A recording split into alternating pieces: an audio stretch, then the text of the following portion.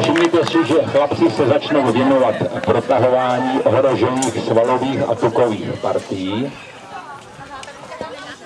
Pokud by rozcvičovali všechny ohrožené partie, byli bychom tady až do večera, protože ohroženy jsou úplně všechny. Náš soubor se honosí názvem Originální soubor mužoretů českých Artróza. Jakmile slyšíte slovo artróza, vybaví se vám degenerativní proces, který postihuje chrupavky kloubní.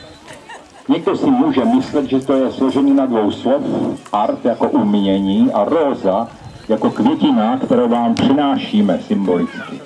Já se přikláním k tomu Ačku. Všichni jsme nositelé tohoto degenerativního procesu. Máme tu i několik členů, kteří jsou nositeli dalších velmi zajímavých degenerativních procesů. Co nám dnes předvedeme? První skladba se jmenuje Mužně vpřed, je to starý sokolský pochod, je to takový náš street dance.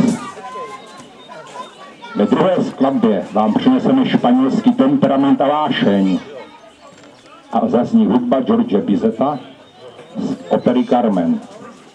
No a poslední skladba, to bude hit, který byl nesmírně oblíbený před mnoha lety, zvláště v podsvětí, a bude to Kankán.